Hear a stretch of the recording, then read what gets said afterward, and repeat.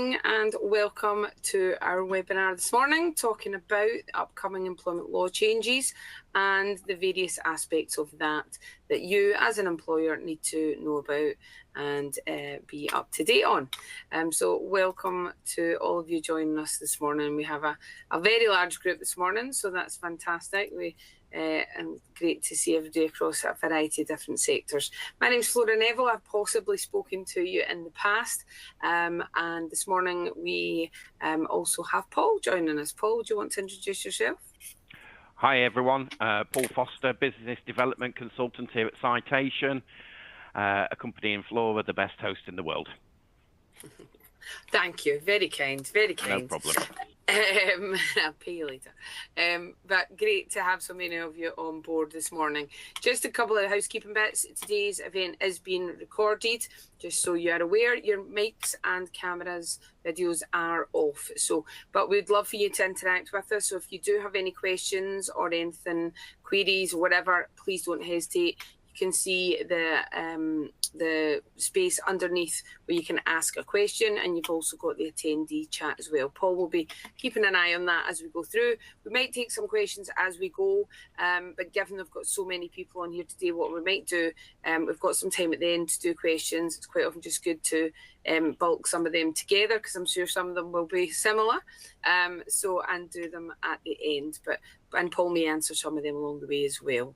But we'll do our best to get everybody's questions answered. If for any reason we don't worry, we will pick up with you as well. So please do interact, please do ask questions, because no question is a silly question.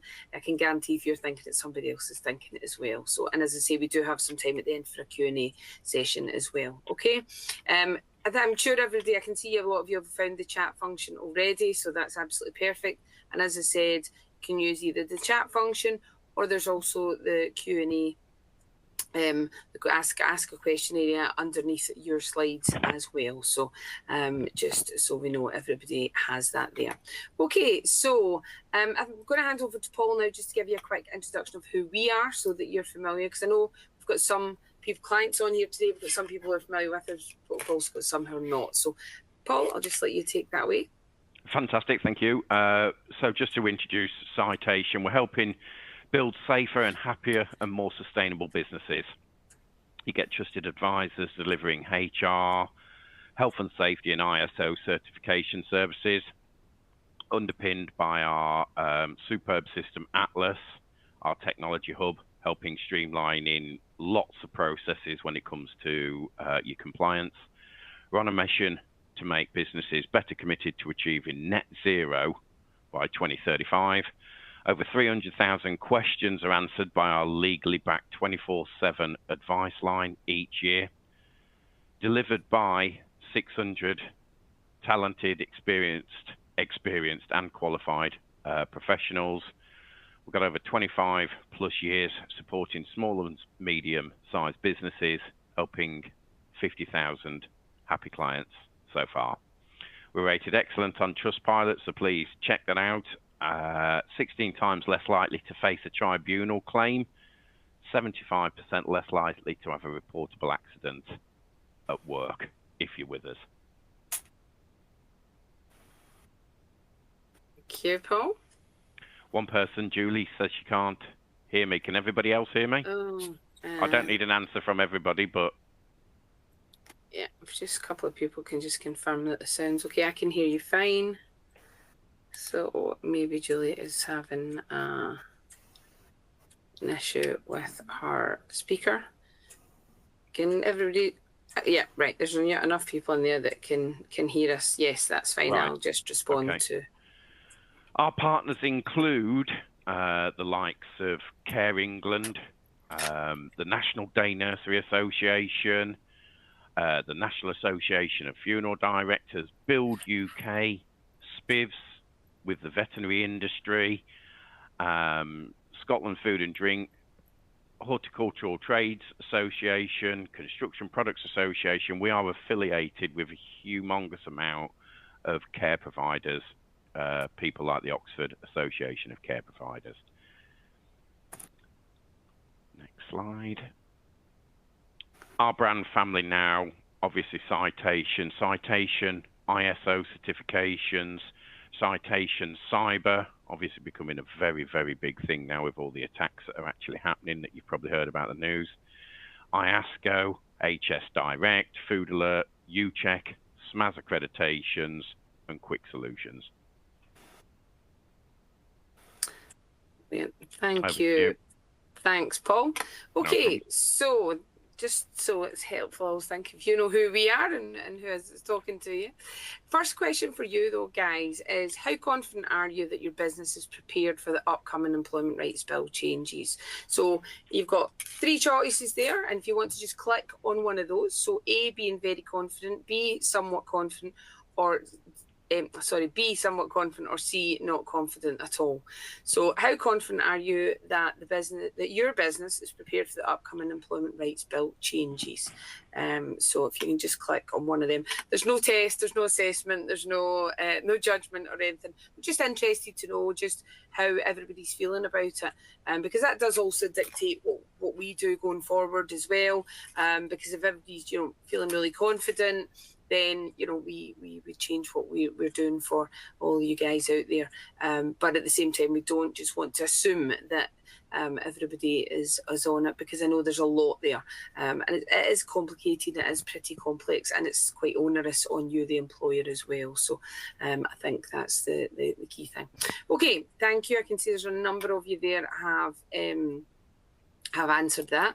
So okay, 21.3% not confident at all, 72.2% somewhat, and only 6.5% very confident. So that's kind of how I would expect it to be. So we'll do our best to, break down some of that today, talk through, give you some things that you need to be thinking about, and highlight the areas that are probably most important to you as an employer. But more than happy, and I'll give you the opportunity at the end, if you want to talk in a bit more detail about it, then we'll give you the opportunity to set that up as well. So, feel free to take us up on that as well. So, okay, so obviously, in October, the new Employment Rights Bill set out the biggest upgrade to workers' rights in a generation. The bill set out over 28 key employment law reforms, over 158 pages of legislation. Now, that has grown again, given that there's been amendments and details. It now stands at 310 pages of complex employment law reforms. So it's currently at the committee stage in the House of Lords, with one Lord complaining it's a patchwork quilt we're getting as we go along. So it's not maybe gone down as they fully hoped it would. And there are, over 200 amendments. So it is keeping up to speed with all these, and we are still waiting on some details and amendments still to come as well, guys. So, it is still a work in progress, is what I would say. So it is very much about keeping abreast of what is happening and how that's going to impact you. The issue with this as well is there is a lot of media coverage on it, but everybody interprets things like this differently. So it's interpretation, and again, your team will interpret it in whatever way they want to as well. So that's where the challenges tend to come, and people having a bit of an understanding, but maybe not a full understanding of what's going on, and all the rest of it. So in terms of the timescale, so the bill's expected to come into law in July. Then reforms will then splinter off into separate consultations and regulations. So we're looking for the implementation to be rolled out in stages between October of this year and October of next year. So, whilst that sounds like a wee while away, we are halfway through 2025 already, which I can't believe. And before we know it, we're going to be right into the thick of this. So the planning, the preparing, is the time to do that is now, so that it's not a surprise, it's not then an absolute headache. It's being proactive about it now, and trying to do things gradually and looking at the impact it's going to have on your individual business as well, because everybody on here runs a different business. You all have a different way of running your business, and being different industry sectors, all the rest of it. So things will affect you differently. So it's just trying to keep up to date with that and look at the impact and how you're going to implement those changes into your individual businesses is the key thing. Okay, so first thing then, unfair dismissal. So the 2-year service requirement will be removed. Creation of a new statutory probationary period, probably looking like being capped at 9 months. Employers will need both a fair reason to dismiss and a fair procedure, and that'll be what they're calling lighter touch. And you can have longer contractual probationary periods, but normal rules will apply. So I'm not sure if there's MD on here that does do probationary longer than 9 months at the moment. It is going to still be possible, but again, just make sure you're within the guidelines is what I would say. This is looking like an autumn 2026 implementation after the consultation on length, process and compensatory awards. So this is probably one of the kind of last ones I would say to come in a year down the line in October 2026. But again, that's not a guarantee. And also there's already prep needs to go into that in terms of looking at probationary periods. What have you got set up at the moment? Is that going to work? Do we need to make some changes? All those kind of things are the areas that you do need to consider and look at. What you need to prepare then is look at your recruitment practices. What is your practice at the moment with regards to recruitment? Does that work? Is it going to be sufficient going forward as well? So really have a think about that. Think about your induction processes. Again, look at what you've got in place just now. A lot of these things, I think, as well, maybe haven't changed for a lot of organisations for a number of years potentially. So again, it's just identifying that these are what they're going to require to be, and that they are going to be what you require in your business. Induction is really key, and following a good process, I think, is key to induct people into the organisation. And particularly when we're talking about unfair dismissal rights changing, these things are the important areas that you do need to be thinking about. Probationary periods and processes, again, and it's not just about telling somebody they're on probation, because I'm sure you do that at the moment, say, okay, you're in 3 months, 6 months, 9 months, whatever probation. But you should right now, not go just in the future, but right now you should be telling everybody the criteria of that probationary period, yeah? And what that means is that, what your expectations are, and what happens if they don't meet your expectations, then that's the key thing as well. So you should be doing that right now. That was actually part of the Good Work Plan, which came in 2020, so 5 years ago. So make sure that, again, you've got the process around and about probation, and you're communicating that appropriately as well with all of your organisation and all of the team. Also thinking about training managers on the new processes. You need that consistency, and that's delivered through your managers. It's all right knowing things, but you just knowing something isn't sufficient.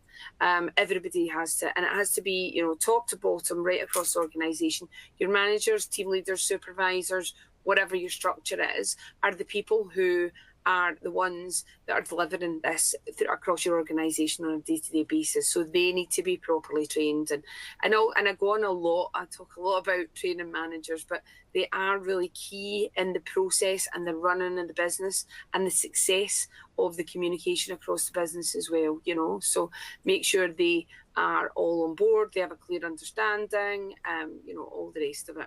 Importance of setting clear performance expectations from the start. It's really key to do that, because again, if somebody isn't performing maybe as you expect, or as you'd hoped, or whatever else, you need to be on top of that.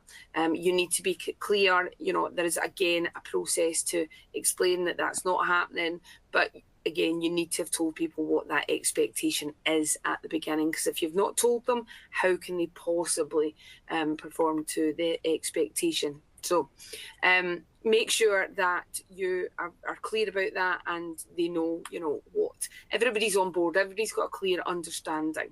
And consider your retention strategy as well. Do you have a retention strategy? What is it? When was it last reviewed? Have a look at it. Retention is key. I mean, you've got amazing people, I don't doubt, in your business, so you've put a lot of time, investment, money, all the rest of it. You want to keep them, and there's a lot of shifting around in industries at the moment, and we all know the painful, how painful. I'm a business owner myself. I'm currently recruiting, and it's painful. It's absolutely painful, guys. So retention is absolutely key. You want to keep those people you have invested in and all the rest of it. So look at your retention strategy. Speak to your team as well. How often have you discussed a retention strategy with any of your team. That's a good place to start, because you think you know why they're there and what's motivating them to keep them there and all the rest of it. But are you clear? Because actually, studies recently have shown that people's, retention has changed, and people's motivation to, stay and be with an organisation and move to different organisations have changed as well. It's not just about the money, the remuneration, it's about the flexibility, the work-life balance, all these other things come into it now as well. So definitely one to have a look at. Okay, statutory sick pay abolishes the requirement that earnings should be above the lower earnings limit, whatever that is at the time, meaning that all eligible employees will be entitled to SSP regardless of their earnings. So those on the lower pay will receive the lesser of 80% of their average weekly earnings, or SSP. Now, the key thing here is the removal of the 3-day waiting period, making SSP payable from the first day of sickness absence. That one is going to affect everybody, and it's going to be a key one. And I've had a variety of discussions around about this with people. The key thing here is preparation, making sure that you know what that means and what the impact might be, okay? Because we, at our advice line, as Paul explained at the beginning, we have a 24-hour advice line for our clients, and 15% of all that advice given is around and about sickness and absence. And sickness and absence, you can reduce and all the rest of it. You can't remove it because you're dealing with human beings and it's always going to be there. But the key thing is about managing it effectively is the important thing. So it doesn't get out of hand. So it doesn't mean the employee is the person in control. You're in control of it. You're managing it. It doesn't turn into a bigger problem. And that's the key thing about it. So looking at your absence management process now is really important. So look at what you've got in place. How good is your absence management process at the moment? Do you have things like self-certificates? If not, are they worth having a look at? Is it something you should be considering? Return to work interviews. I can't highlight strongly enough the importance of a return to work interview. And I could talk on for the next 20 minutes about return to work interviews alone, but we don't have time for that. But what I would say is they are an absolutely key tool in your business. Please use it for a number of reasons. The primary reason being for health and safety. Now, health and safety, as we know, is criminal prosecution. You could potentially end up in the dock. You don't get health and safety wrong, or you can't afford to get health and safety wrong. So from that point of view, at very least, you need to be doing a return to work interview for health and safety reasons. So somebody comes to work, you make sure they are fit to be there. Yeah. If you're not doing, actually, I should ask, who does a return to work interview after every instance of absence? Be honest here, because I know everybody will be different. So do you do the return to work interview after 1 day, 1 week, 1 month? What's the general consensus? And again, you'll all be different. So, be just I'm interested to know. Okay, I can see if you, some people do, some people don't. Thinking about it, should do, we don't. Okay, there's a lot of no's there as well. Okay, so everybody will be quite different. You should be doing a return to work interview after every instance of absence. Okay, now if you're not doing that, who decides what's worthwhile, what needs it, what doesn't, what group is it in, what department? You're opening yourself right up to discrimination. Yeah, so every time somebody has an instance of absence, and when I say instance of absence can be 1 day or it can be 1 week. So after every instance of absence, which can be 1 day, you do a return to work interview. Just because somebody's turned up to work doesn't mean to say they're fit to be there. You make that choice because it's your health and safety. If they are not fit to be there and there is an accident or an incident and health and safety become involved, I can guarantee they are coming looking for you. Yeah. So that, don't put yourself in that situation. You're leaving yourself wide open to a number of different areas there that can be problematic or go badly wrong. Also, when somebody's coming back to work, you need to be asking the right questions, like, medication, are they fit to be there? Are there any amendments required in the workplace? Are they fit to drive machinery? Are they fit to administer medication? Whatever, or operate machinery, whatever the job entails, you need to make that call whether they are fit to do that or not. Just because they're there does not mean to say they are fit to do it. So please, it's a really good deterrent for ungenuine absence, because it is not difficult to message from under your duvet on a Monday morning when you've had a big weekend and you think, do you know what, I can't be bothered to go to work today. I could just do a day in my bed, or I've got too many other jobs to do. I'm going to have a day off work. It's easy to text and say, sorry, I'm not coming to work today, I've got a bug. But if you then think, I need to sit and look somebody in the eye and lie to them when I go back on Tuesday or Wednesday or whatever else, then actually, do you know what, I'll just go to my work. It's also good to identify patterns as well. So if it looks, you're identifying patterns because obviously you're managing your absence, and somebody's off, every third Monday or this shift or whatever else. So have that discussion. I've noticed there's a pattern here. Is there anything we can help with? Is there anything? Well, actually, yeah, I'm being bullied, I'm being harassed, I'm being victimised. Asking for all those kind of right questions will get you the information you need. People don't tend to come and say, I want to chat with the boss. This is one of the many tools that you need to be using to communicate with your team. You never know what you might find out, It could also be, well, actually, yeah, I'm going through a divorce, I've got childcare issues, I've got a drink problem, I've got an alcohol or drug problem, all these kind of things. I'm now epileptic, I'm now diabetic, I now carry an EpiPen. Again, information that you should have. But you don't, people don't come in and shout these things from the rooftop. So you need to have that information, yeah? Make sure it happens. Now, I can see a number of questions coming in there with regards to return to work interview. It can be a supervisor, manager, and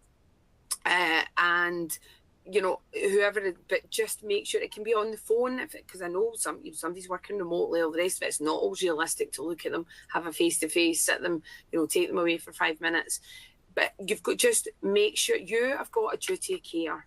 You need to make sure that you are providing that duty of care, and think about your health and safety, and think about managing your the absence as well. It has a huge positive impact.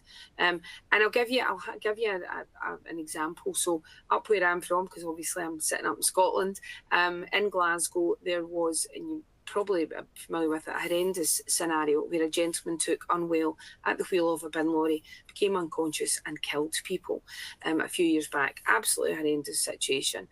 The Glasgow City Council were being held fully responsible for that tragedy until they could demonstrate what they had done, in their duty of care and their responsibility. And that came in the form of documentation, which was return to work interviews. They could demonstrate that they had asked the questions. Unfortunately, the gentleman hadn't been honest in it because he knew that it was going to impact his job.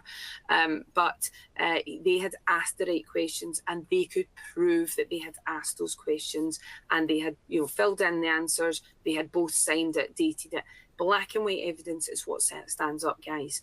Without that, you've not got a leg to stand on. So please make sure, for that reason alone, from your point, from compliance of legislation, duty of care, all the rest of it, that it happens. But, there's a far wider reason to do it. But for that reason alone, then a couple of people asking, yes, I do mean after every instance of absence. So if it's one day, then yes, it takes minutes. It doesn't need to be a 20-minute, half-hour conversation. It might turn into that because you might be finding out things that you maybe didn't know about or whatever else, or that you need to be dealing with. So make sure that you are having that discussion is the reality of it.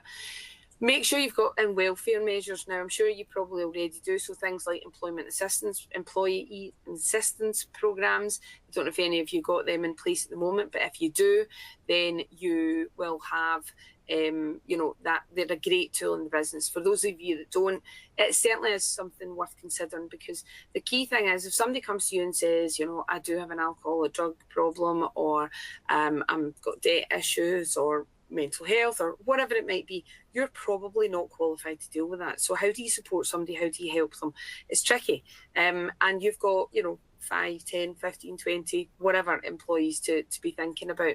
So if you've got an EAP in place, you can direct them and give them access to that, where they will get expertise, help, advice, support, counselling, information, whatever it is that they need. So it's a win-win for everybody. So win for them as an employee to help them, win from your point of view as an employer as well. Again, trying to avoid long-term sick and manage that absence effectively, and have a really well, healthy and positive culture in your organisation is the key thing as well. You want everybody to be on board.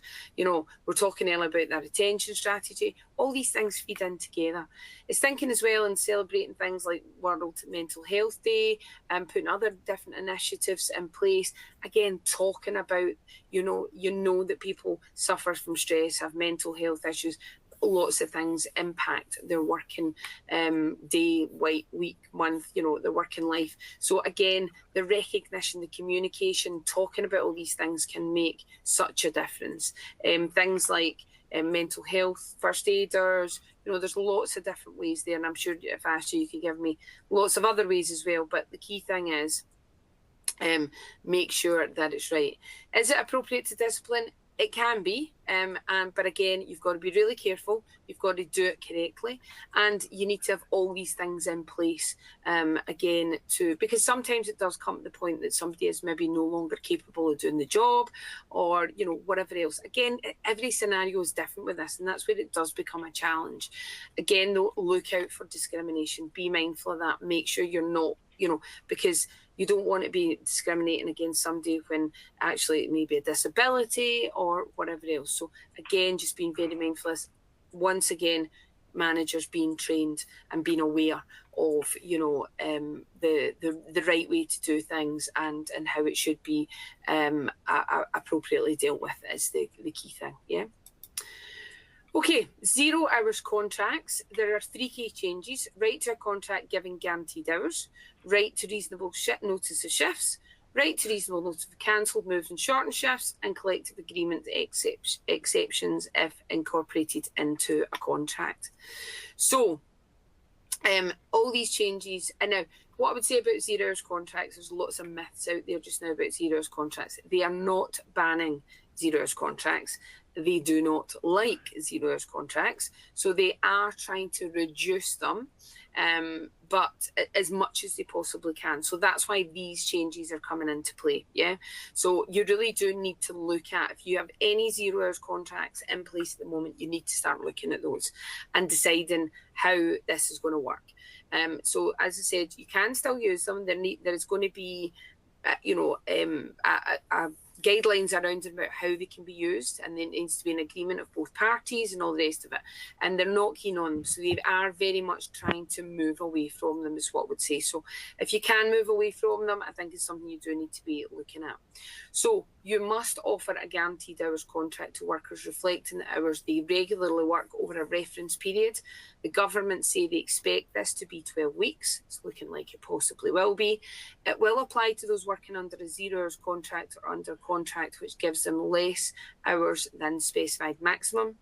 And it can be rejected if the worker wants to stay on the existing terms, but obligation will arise again. So that's where it can be rejected if the worker wants to stay on their existing terms, which might be your 0 hours contract, but there will be an obligation when this will come up again. So you need to keep having that discussion with them. Yeah. The right will apply to agency workers, and it will be the responsibility of the hirer to make the offer, with some flexibility to place it on the agency in certain situations. Okay. Right to reasonable notice of shifts. The bill introduces a duty on employers to give reasonable notice of a shift. This includes the number of hours and or the day and time of the shift. Reasonable notice is not yet defined, but will not be longer than 7 days. So regulations will say what is presumed reasonable, and this will be a tribunal's starting point. There will be consultation and guidance on what factors will be taken into account. So again, throughout all of this, guys, consultation with your employees is key. And it doesn't matter what you're doing, consultation and communication has to be evidence. Okay, so just make sure you're always doing that. What I would always say, and if you ever end up in a tribunal, and I would love to say you'll definitely not, but the reality of that is not the case, and I'm afraid it's just we're going to see increases in it for a number of reasons I'm going to talk about. But what I would always remember, a tribunal is set up to protect the employee. It is not set up to protect you, the employer.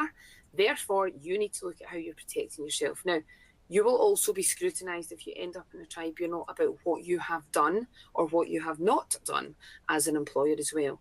So I am like a broken record, and that's why I'm always like, consultation, communication, document that and keep that black and white evidence, because at any point you may be asked to justify how you've done something, why you've done it, what the process was, whatever else. So you need to ensure at all times that you've got that documentation, that you've got that audit trail, basically, is the key thing, guys, yeah?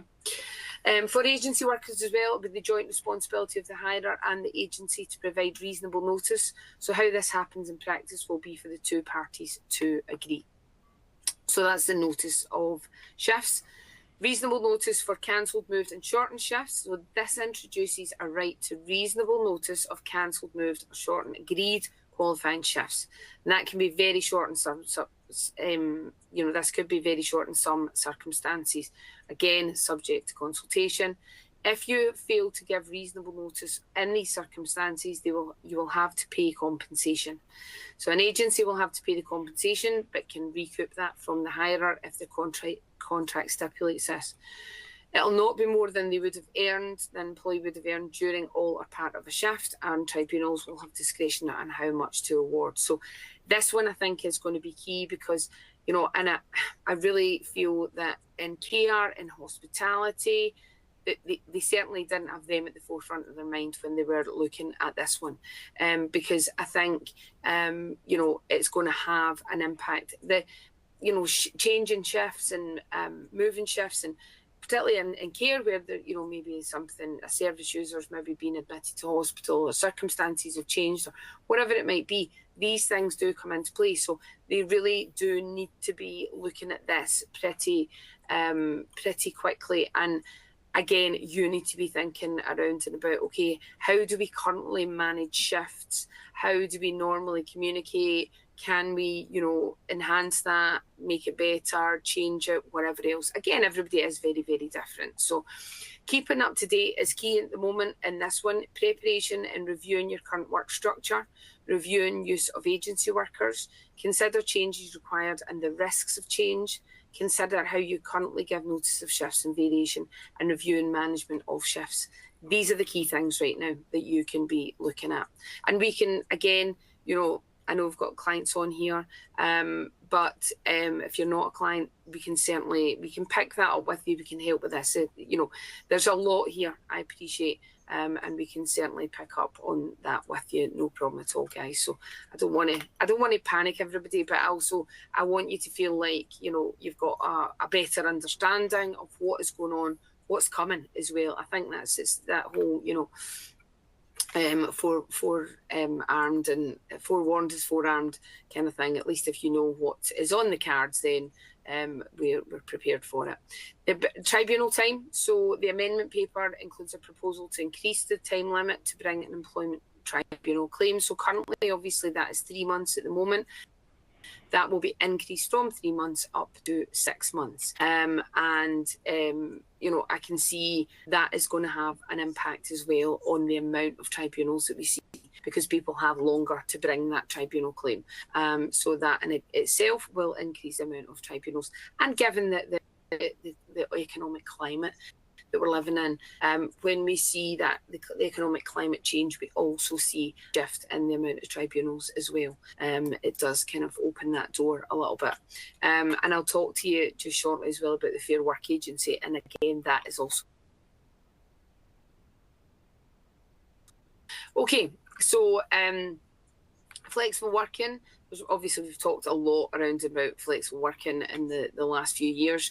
There was talk of changing the existing 8 grounds on which someone, you, the employer, can refuse flexible working. There has been no changes to that. Now, if you're not familiar with the 8 grounds on which you can refuse flexible working, please do familiar those. You can find them just on the Gov UK site. What I would say is, if you are refusing flexible working, make sure you only refuse on these 8 grounds. Now, these 8 grounds are business justifiable reasons, okay? That would be the only way you would be refusing somebody flexible working. But what I would say is you can refuse flexible working. Just again, there is a process, there's a way to do it. Make sure you do it right. You can only refuse a request if you believe it should be refused on one of these 8 grounds and that it is reasonable for you to refuse it on those grounds. If you're refusing a request, you must state the grounds for refusal and explain why it's reasonable to refuse the application. And when you're refused, now again, back to that whole consultation with the employee beforehand, following a specified process, which will be set out in regulations. So there is a process, there's a way to do this, guys. You need to do it. What I would say with flexible working is fantastic. It does not only mean home work and remote working. It can be condensed hours. It can be longer days. It can be, a 9-day fortnight. It can be starting late, later, finishing earlier, around about childcare, care and responsibilities, flexibilities, whatever. So, all these things need to be thought, and I don't doubt you probably get quite a few flexible working requests. Again, just be careful what you're doing with those, because when you give to one person, that will have an impact on the other people in that department or in your organisation. So again, you just need to be mindful of that. And, you, as I say, you can refuse, but do it properly. And what would also say, if you are refusing, it's probably a good point at that point to take advice, just to make sure that you are doing it properly. Because what you don't want is it to come back on you further down the line, is the reality of it. The Worker Protection Act, you will have heard of. It came in, obviously, in October last year. What that does is creates a new proactive duty to take reasonable steps to prevent sexual harassment occurring. Breaches incur up to a 25% increase in damages, and the intention is to shift the focus on preventing harassment happening in the first place. So this is about prevention and what you're doing to prevent as an employer. Yeah, that is the key thing. And obviously the Equality and Human Rights Commission updated guidance including by third parties. So that can be clients, suppliers, contractors, service users, guests, whoever, depending on, again, on your business. Harassment then in the new bill is changing the duty on employers to take all, they've added that word, all reasonable steps to prevent sexual harassment. Now, what, you need to think about how you're doing that. So the regulations will set out what steps you need to implement to prevent sexual harassment. It extends the current law concerning all types of harassment to include harassment by third parties, as I mentioned, and you will not be expected to anticipate the unforeseeable or take impractical steps.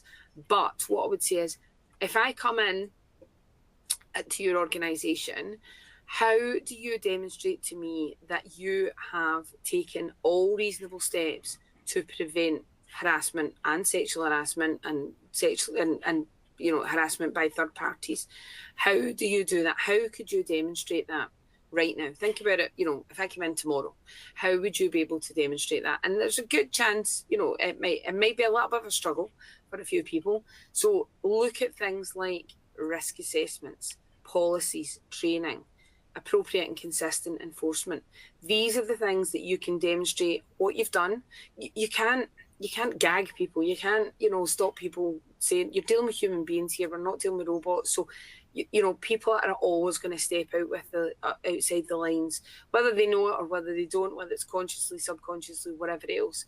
But you need to be able to demonstrate that you have carried out your duty which is the duty is going to become that you take all reasonable steps to prevent sexual harassment and harassment by third parties. Yeah, so all types of harassment.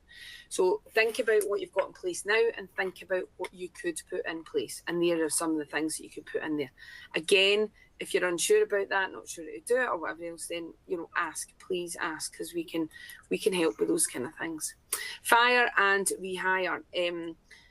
I'm not going to spend a lot of time talking about this because fire and rehire is something they're trying to ban the practice, is the reality of it.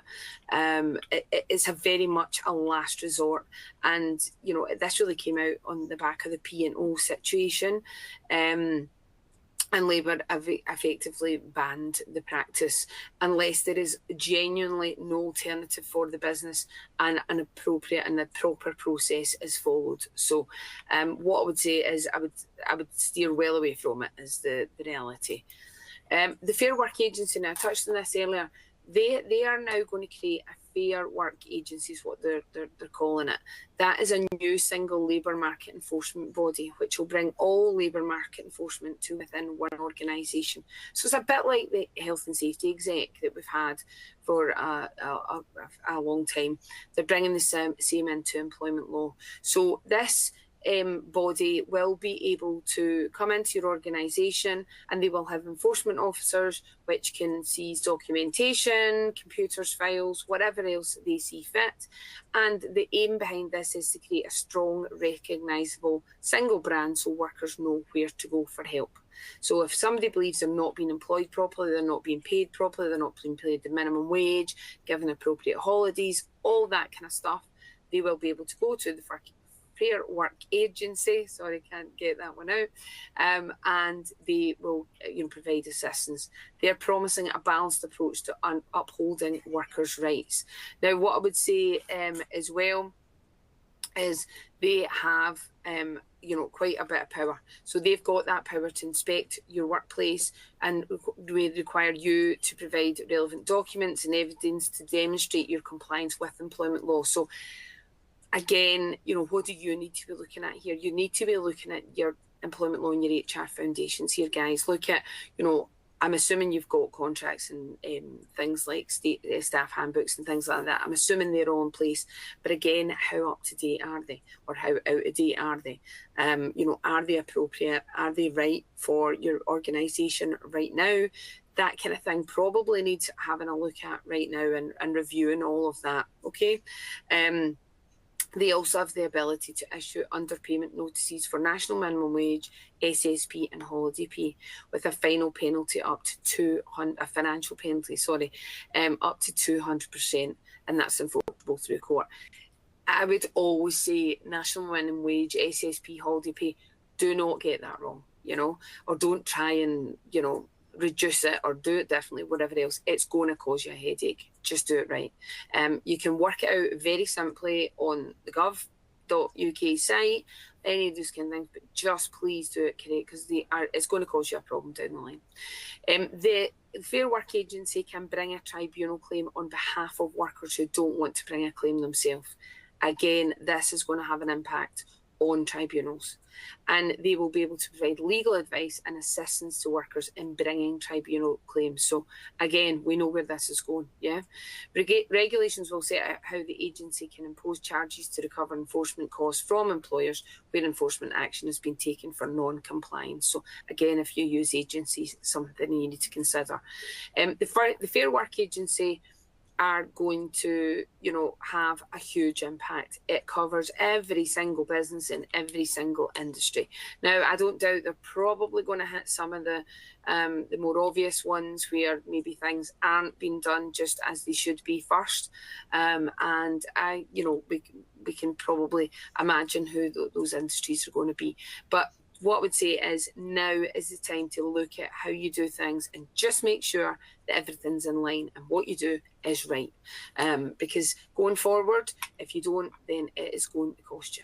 And it's the headache and stress of all this as well. And again, it just highlights the importance of having the evidence to prove what you do, how you do it, all the rest of it, because I think that one, again, is absolutely key to make sure that you're protected as an employer at the end of the day.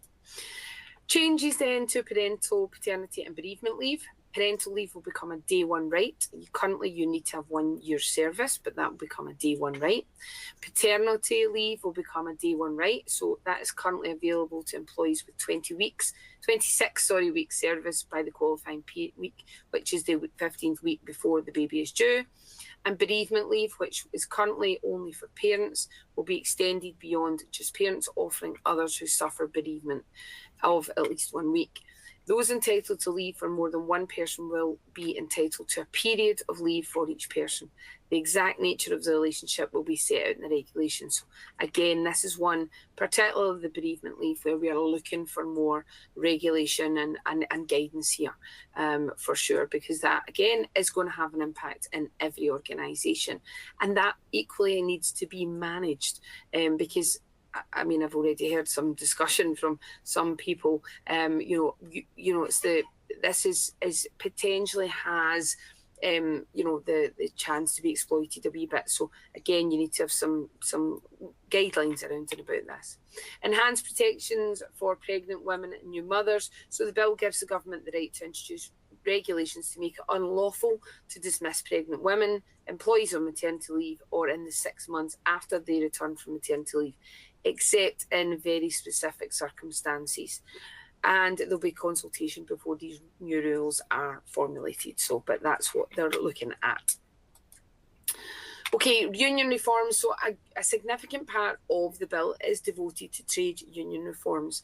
And I'm not going to go massively into detail in them, but one of the key things here, I think, is that they are introducing a new requirement for employers to provide all workers with a written statement of their right to join a trade union.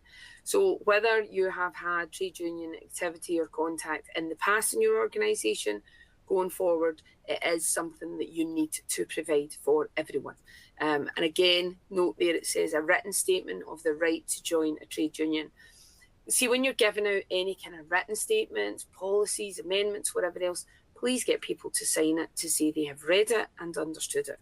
Just because you gave me something doesn't mean to say I've read it or I've understood it. And thinking ahead and covering, thinking about worst case scenario, I turn around and say, you never gave me that written statement. It's your word against mine. If we're in a tribunal, the tribunal is on my side, not yours as an employer. So everything like that, signed to say I've read it and I've understood it and the date on it, keep a copy of it. These are the tiny things that, if you need them further down the line, you will be very glad you have taken that extra 30 seconds to get that, to make that happen. So little bits like that can go, and even just if there's any challenges with MD or you're going down the disciplinary route or anything like that, just sometimes a wee reminder that, well, you've agreed to this, and, it's about company policy. People are agreeing to what your company policy is. Again, it's got to apply across the board. It's not only for, one or two people in it. You make these things across the board, top to bottom, all the rest of it, so they are fair. You can demonstrate they're fair, they're reasonable, they apply across the board, and just making sure that you've got the right things in there is the absolute key. Now, there are other areas around and about this, around about trade union reform, because basically what they're doing, repealing all what they call restrictive trade union legislation that's been introduced by the Conservative government over the past 14 years. So basically that is all being repealed. So there are other changes in relaxing rules on things like balloting, changing the requirement for successful recognition ballot to majority, and simplifying the ballot for industrial action so only majority support will be needed. So again, they're really encouraging union interaction and protection of the employee. So as an employer, you need to really think as well about, okay, what impact is that potentially going to have on my business? What do I need to be putting in place here? So you need to really be thinking about that and looking at it. But as I say, there's lots of other information in there. I'm not just going to go through it in detail, but it's just having awareness of it is key. Okay, so we've covered quite a lot there. And I hope we've kind of highlighted some of the areas. I can see we've got some questions, and that's absolutely grand. popping them in. We will have time just in a few minutes to go through questions. Firstly, I appreciate there are a variety of challenges that you might be facing. So it's good for us to have an understanding of what are the kind of key challenges that you are currently facing. And you can scroll down there, you can see there's either A, B, C, or D. Click on any of these. So A is understanding how the employment rights will impact your responsibilities. B, reviewing and updating your contracts and policies. C, managing employee expectations around new rights like the day one entitlements. D, knowing which zero hours contract changes apply to your business. Or E, keeping up with all the legal updates. So let us know, because again, from our point of view, we are doing our utmost to try and break some of this down and help you have an understanding of it. But we also appreciate that there's it is complicated, and we are in constant dialogue with them about how's this going to work and how's that going to work. So we're keen to know what your challenges are in this area, because it certainly drives that. Okay, I can see a number of you have submitted there, so that's brilliant. Okay, so looking like reviewing and updating contracts and policies, and that one tends to be always the one that come out on top. Again, and keeping up with the legal updates, again, tends to be up there as well. So just exactly as we will expect it, and that's where we can. Quite a few people want to click them all, but we can't. Right. Okay. Yep. Okay, so basically that is the general consensus that, all of it's challenging. It seems that way, to be honest with you, all of the above. Yeah, okay. Fair enough, absolutely. And I agree, as I say, I'm a small business owner myself, and it is, it's incredibly challenging right now to keep abreast of it and just, know what it's going to mean to you as well. Because in typical law form, a lot of these things in typical employment law form, it's all a bit woolly and a bit grey. Health and safety is black and white. There is no grey in health and safety, but there is in employment law, and there can be a lot of what I talk about is grey wool, and that can be difficult to navigate. And I appreciate that. So, and that's why we have the amount of clients that we have, because we appreciate that you're probably not an employment law expert or a health and safety expert or whatever else, and that's where we can help you with that and support you with it. So I'm going to hand you over to Paul just now while I have a drink of water, and you can talk about that in a wee bit more detail. Thanks, Paul. I haven't even done any of the talking, and I could do with a drink of water, to be honest with you. Thank you so much for all these questions. I'm not able to answer all of them, but hopefully some of the slides that came after the questions answered them. But as we always do from our webinars, we will contact you all afterwards anyway to organise the recording. We can't send actual slide decks themselves because of trouble caused in the past, but we can send the recordings. I know some of you said management might not want to go through the recordings. We will try and do our best. And quite a lot of the questions there that you have asked, we will get answers to you. I promise you that. I've got a team behind me that will call you after the event so that they can answer your questions, and hopefully you'll be happy with that. But we offer an all-in-one solution under the one roof. Quite a lot of all the policies and everything that are actually changing that the government are bringing out at the moment are affecting both the employment law and the health and safety side on the same key things like maternity, paternity, etc., that we've just briefly gone through. But we offer a HR and employment law, financial protection from ourselves, and bespoke packages to suit your business. We come with the citation advice guarantee, tailored contracts and handbooks, template policies, regular reviews and updates. I think there was people saying they were going to be reviewing the handbooks. Yes, we will be. And we do update you constantly, a plethora of policies and statements and everything that you was all kind of requesting, can this be gained, etc., etc. From a health and safety side, packages to suit various business sectors, size and needs, assistance in obtaining certifications. I took you through one of the slides earlier, like RISOs, SMAS accreditations, site audits and inspections, on and off-site training days, over 1,600 template risk assessments and policies, general and sector-specific policies. Our partnership, unlimited 24-hour advice line, what Flora mentioned earlier, daily support, employee assistance programs. I know there was quite a lot of questions around the return to work side of things that we will get answers for you.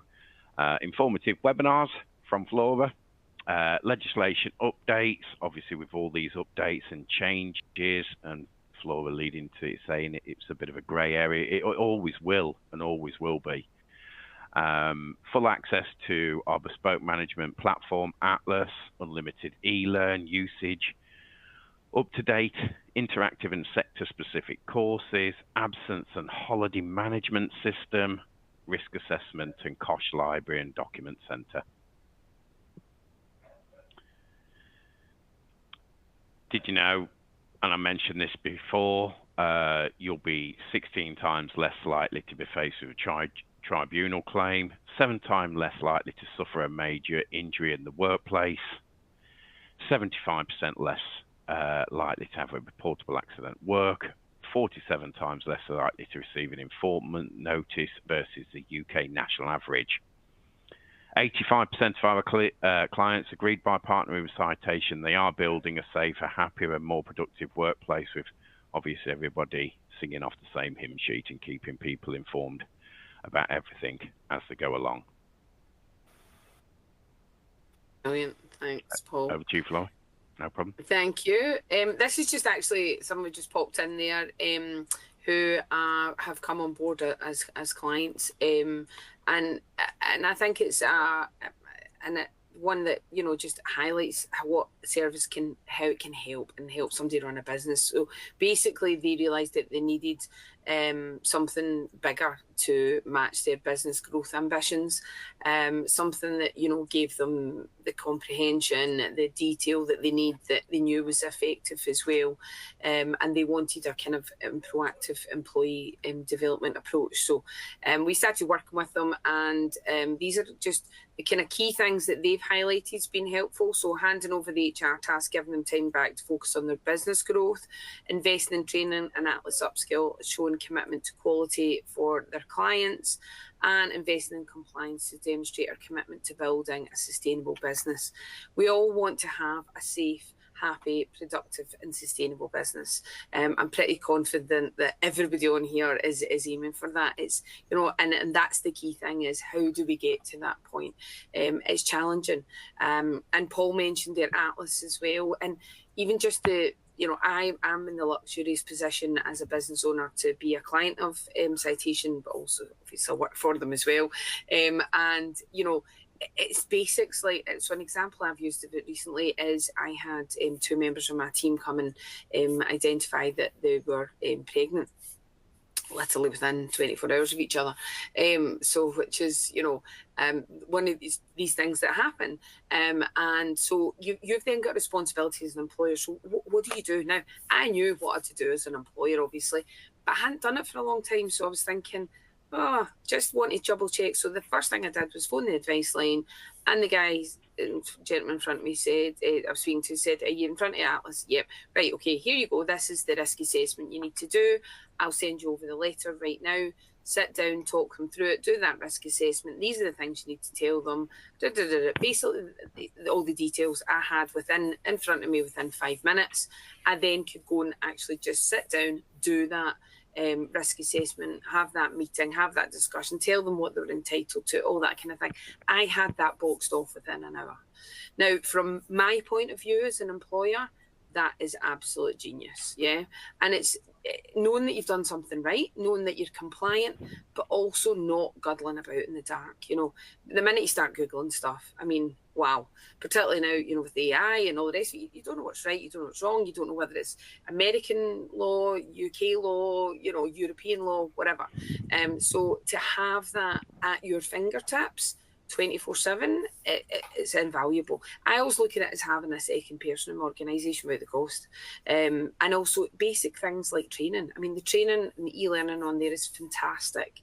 You know, I did it the other night. If you're like me, most business owners are still, you know, tapping about in their laptop at 10, 11 o'clock at night.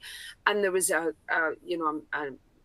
note on there to say some of my team were due to do more training, so I could push that out to them at that time, and they can pick that up whenever they next log in. They can do that training on their mobile phone. They can do that, you know. So it's all these kind of things that just assist in the running of your business and the peace of mind as much as anything else. I think as a business owner, for me anyway, that is absolutely key, particularly knowing how complex this is getting.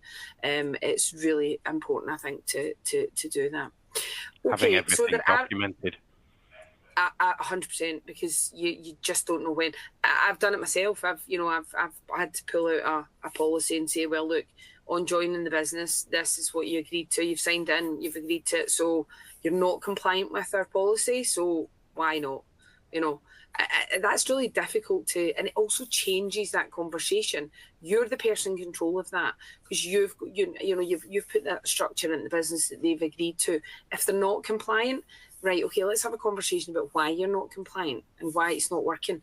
If you don't have that kind of thing to fall back on, it can significantly change the way that goes, and the dealing with it as well. You know, it's far easier to deal with stuff like that when people know what the rules are. You know, you need to lay out I always talk about setting out your table at the start. You know, this is it. This is the organisation. You know, you're expected to comply. And also making sure you're doing the right thing by your employees as well. That's the key thing. That is the key to having that positive culture. It really is. And all these feed into engagement, well-being, retention, all the things that, you know, as business owners you're striving for as well is the key thing. Okay, I can see there's a few questions coming in there. We're going to jump to take some of them because there's a few kind of common themes as well. What I would say is we are more than happy to give you any other information on anything over and above what we talked about today. So anything you want, just click in any of these or all of these. You can scroll down as well. It goes right down to things like fire risk assessments, whether it's the training, specific policies, whatever else. We also, as Paul said earlier, we will be following up with you on the back of today's event, at which point you can request the recording at that time, and we'll get that sent out to you once it's been cleaned up, etc. And what I would say, though, is if you want to have a chat with us, we're more than happy to do so. So if you've got a time and a date that you think, actually, that would be ideal on Thursday afternoon, Friday morning, Monday morning, whatever, pop it in the Q&A there. Just put in a time and a date that suits you best and make sure you've got your email address, and we will make sure that somebody contacts you to get that in there, because I'm clear, and I can tell by your responses to a lot of things that there are a lot of questions here. Whilst we've given you hopefully a lot of information today and gone through, talked about a lot, I know it will have created a lot of questions as well for you about going forward and how you prepare and all that. So, and that's where we can help. So please, just, you know, if you've got your diary there, just pop in the best time and date for you. I've got some dates and times as well, which I'll stick up. In fact, you know what, let's just put these up now, and then I can come back to the thing you want more information on. So there's some time and dates, but as I said, around and about that, we can mould around a bit. I think Thursday the 5th of June's the only kind of day we've got a full diary, full top-to-toe diary is Thursday. Is that right, Paul? It is, yeah. As with everybody that's calling in, everybody's major concerns, like every one of you asking questions on the chat facilities, it's that time. It's happening. It's mental out there, to be honest with you. So, please put them in. We'll get our team, my team, to give you a call and get something organised with you. No problem. Absolutely. Now, a few things I have noticed on there. People talking about the Bradford factor, the Bradford scale. That's come up a few times with people when you're. The Bradford scale predictive factor is, a good thing to use. I've seen some people saying we've only used it when somebody's off in a longer period. Again, the thing behind it is it looks at instance of absence, not period. So somebody might only have one instance of absence, but it might be for 3 weeks. Yeah. So it means you're not discriminating against people.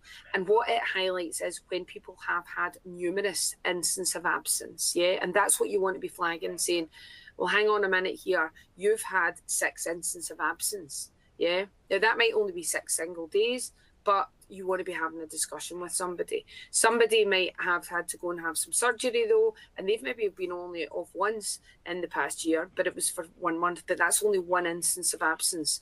So again, it is a way to manage that effectively.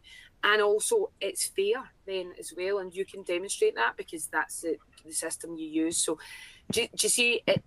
You can do, there's lots of ways to do things. There's lots of things you can do as an employer, but what you've got to be thinking about, is this fair? Is it reasonable? And can I demonstrate it?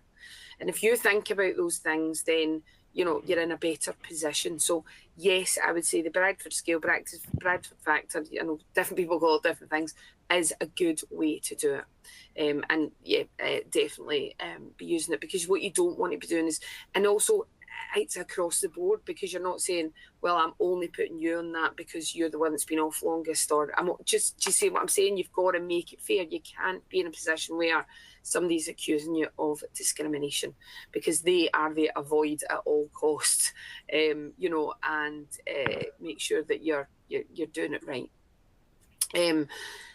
There is SSP questions and things like that.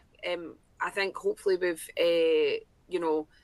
I would make sure that, again, self-certificates, we've got examples of self-certificates, templates of self-certificates. I think they are good practice, because, again, it's about gleaning that information, having an understanding if there's something else going on, or if somebody, again, people don't tend to lie in writing the same they do verbally. Yeah. So again, but it's also looking at the patterns, managing that absence. These things are good practice, and definitely, yes, we would recommend doing them, because then you've again got some kind of documentation to look at with somebody, to have a discussion. If I've got concerns about you seem to have been off a lot with headaches or whatever, is that something in the workplace? Is it the lighting? Do we need to be doing the display screen equipment test with you, or assessment? All these kind of things that can highlight other things as well. So they all dovetail into each other. So things like that most definitely are best practice, for sure. Okay. I saw somebody mention as well, somebody saying, somebody, if you don't think somebody's fit to return to work, but they say, well, I can't afford to be off. That is going to, the whole changes are going to impact that as well. But also, can you afford to have them in your business when you're potentially breaching health and safety? That's what you've got to ask yourself. Are they safe to be in there? Because if they're not, then you could end up with thousands and thousands of pounds of fines, trouble, and all the rest of it. Absolutely, headaches. So yeah, you've especially really if they're on medication and things like that. If they're not fit to work, it's best that they're not fit to work. Absolutely. That's the key thing. Okay. And any other key sort of questions or self-certificates? I saw a lovely question. I don't know whether they're still on, but does the bereavement leave extend to pets? I thought it already did. That's one of those, you've got to look at the individual circumstances. Right.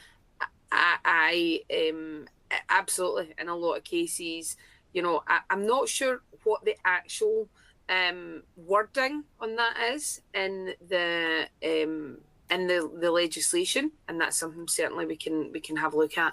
But yeah, to a lot of people, it's like carers leave as well. It doesn't need to be for, it can be for a neighbour, it could be for a friend, it can be, do you know what I mean? It's not doesn't mean to say it's got to be a spouse or a child or a sibling or whatever else. So yeah, you've got to consider these things around and about all circumstances and everybody's situation.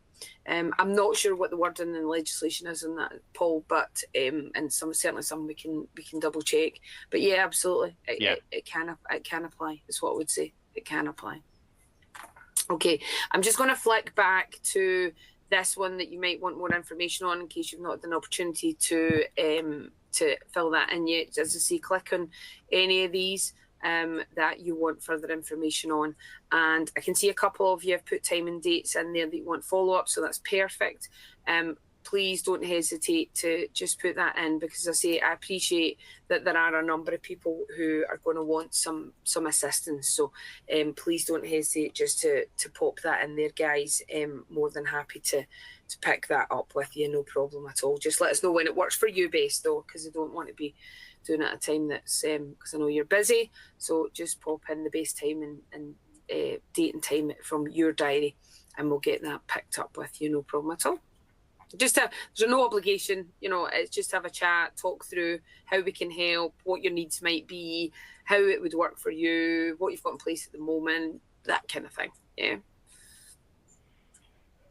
Okay, fantastic. Thank you as well for all the thank yous.